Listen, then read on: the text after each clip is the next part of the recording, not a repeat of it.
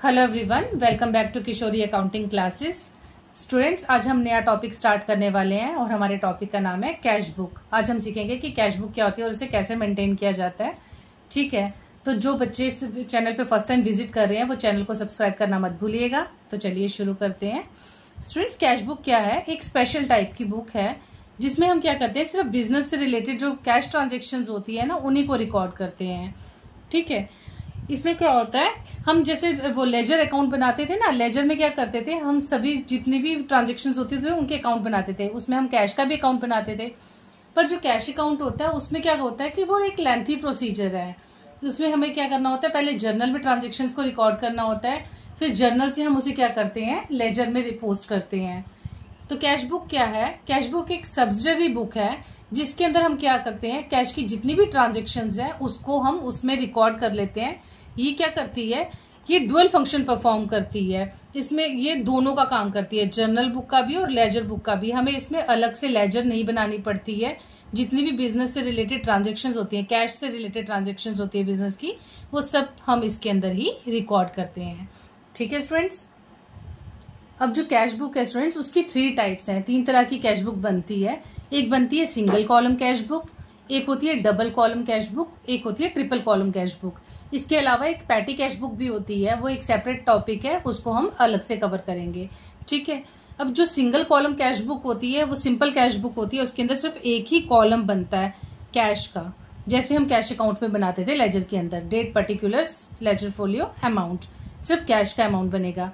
जो double column cash book है, इसमें क्या करते हैं हम, इसमें कैश का अकाउंट बनेगा, कैश का कॉलम बनेगा, साथ साथ इसके बैंक का भी कॉलम बनेगा।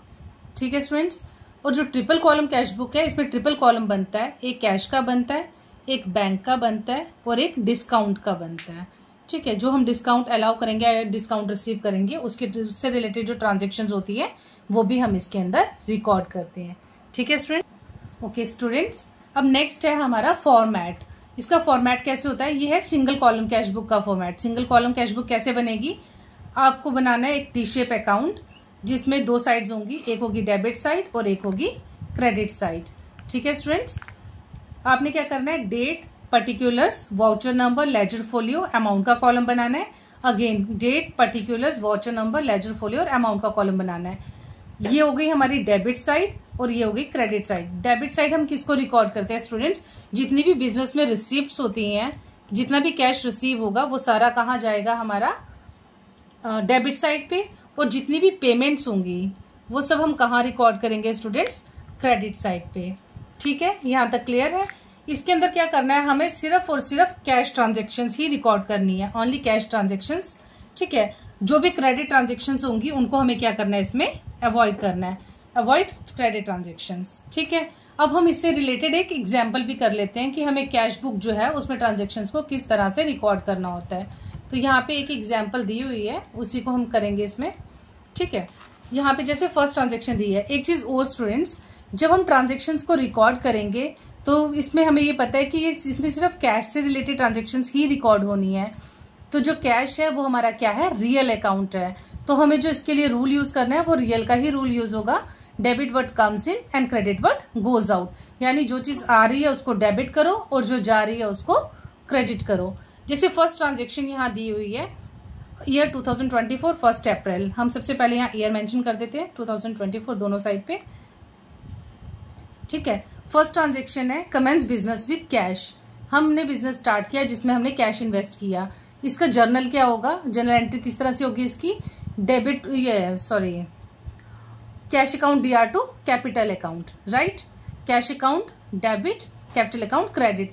इसमें कैश क्या हो रहा है स्टूडेंट्स, डेबिट हो रहा है, तो ट्रांजेक्शन कहाँ आएगी, डेबिट साइड आएगी। हम यहाँ लिखेंगे अप्रैल 1।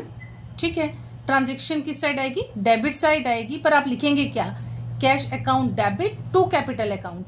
कैश डेबिट हुआ मगर किसके थ्रू, टू कैपिटल। तो यहाँ क्या लिखोगे, टू कैपिटल अकाउंट। आपने ये दोनों कॉलम्स खाली रखने हैं। अब यहाँ पे आप क्या करोगे, अमाउंट फिल करोगे। अमाउंट कितनी है, 1,50,000। ठीक है, क्लियर। उसके बाद नेक्स्ट ट्रांजेक्शन है, ये हो गया कमेंस बिजनेस विद कैश। फिर सेकंड ट्रांजेक्शन है परचेज गुड्स। यहाँ कुछ भी मेंशन नहीं किया हुआ कि कैश पे है या क्रेडिट पे है। जब कुछ भी मेंशन नहीं किया हुआ इट मीन्स जो ट्रांजेक्शन है वो किसकी है, कैश की ही है, यानी गुड्स जो हम परचेज कर रहे हैं वो कैश पे परचेज कर रहे हैं। तो इसकी क्या एंट्री होती है, purchases account DR to cash account, यानी जब हमने गुड्स खरीदे तो कैश क्या होगा, जाएगा क्रेडिट बट गोज आउट। आप ट्रांजेक्शन कहाँ डालोगे, क्रेडिट साइड डालोगे, यहाँ लिखोगे अप्रैल टू, ट्रांजेक्शन क्या होगी, purchases account debit to cash account ना, कैश क्रेडिट हो रहा है, ट्रांजेक्शन क्रेडिट साइड आएगी, बट आप क्या लिखोगे, by purchases, by purchases account. ठीक है, अमाउंट कितनी आएगी इसमें 12,000, यहाँ पे हम लिखेंगे 12,000 रुपीज। ठीक है, फिर उसके बाद नेक्स्ट ट्रांजेक्शन है कैश रिसीव फ्रॉम राम, हमने राम से कैश रिसीव किया, तो इसकी ट्रांजेक्शन क्या होगी, कैश आ रहा है हमारे बिजनेस में, तो फिर ट्रांजेक्शन इसकी क्या लिखेंगे, cash account DR to Ram account. ठीक है, to Ram, cash account DR to Ram. Cash debit होगा, कैश अकाउंट डेबिट, लेकिन किसके थ्रू आ रहा है, टू राम। डेट क्या है, अप्रैल 3, यहाँ अप्रैल 3 डेट डालेंगे, टू राम। राम से हमें कितने पैसे रिसीव हुए हैं, 15,000, यहाँ आप लिखेंगे 15,000। ठीक है, क्लियर, ये हो गया ट्रांजेक्शन। फिर उसके बाद है सैलरीज पेड टू स्टाफ, हम स्टाफ को सैलरी पे कर रहे हैं, चेक बैंक कुछ भी यहाँ मेंशन नहीं किया हुआ, इट मीन्स हम कैश से ही पे कर रहे हैं। ठीक है, तो ये क्या है, एक्सपेंस है, इसमें कैश हमसे जा रहा है, ट्रांजेक्शन का आएगी क्रेडिट साइड। इसकी जनरल क्या होती है, salaries account DR to cash account. ठीक है, यहाँ पे कैश क्रेडिट हो रहा है, ट्रांजेक्शन क्रेडिट साइड आएगी, क्या लिखोगे, बाय सैलरीज अकाउंट। ठीक है, किस डेट की है ये, अप्रैल 4 की ट्रांजेक्शन है, यहाँ आप लिखेंगे डेट और यहाँ पे आप ट्रांजेक्शन डालेंगे। इसका अमाउंट कितना है, कितने की सैलरीज है, सैलरी पे टू स्टाफ 25,000 रुपीज, अभी यहाँ पे लिखेंगे 25,000। क्लियर, उसके बाद हमारी लास्ट ट्रांजेक्शन है परचेज मशीनरी फॉर कैश, हमने एक मशीनरी परचेज की कैश पे। ठीक है, तो अगेन ट्रांजेक्शन क्या होगी, मशीनरी डेबिट और कैश क्रेडिट। कैश क्रेडिट हो रहा है, ट्रांजेक्शन किस साइड आएगा, क्रेडिट साइड ही आएगा, अप्रैल 5। ठीक है, ट्रांजेक्शन क्रेडिट साइड क्या लिखेंगे, machinery account DR to cash account, cash credit लिखेंगे क्या, by machinery account, by machinery account. कितनी अमाउंट है इसकी, 75,000 रुपीज, यहाँ पे 75,000 रुपीज। अब हमें क्या करना है, और तो कोई ट्रांजेक्शन है नहीं, सभी ट्रांजेक्शन कंप्लीट हो गई, अब हमें इसका क्या करना है, टोटल करना है।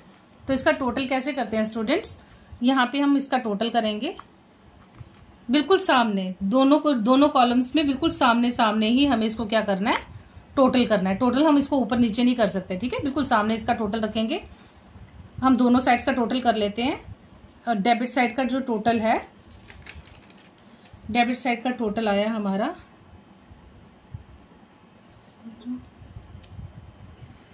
1,65,000। ठीक है, डेबिट साइड का टोटल है 1,65,000, और इसका कितना है 5, 5, 10, 11, 12, सॉरी, इसमें क्या होता है, हमें दोनों साइड सेम टोटल लिखना होता है। हम पहले चेक कर लेते हैं किसका साइड का टोटल बड़ा है।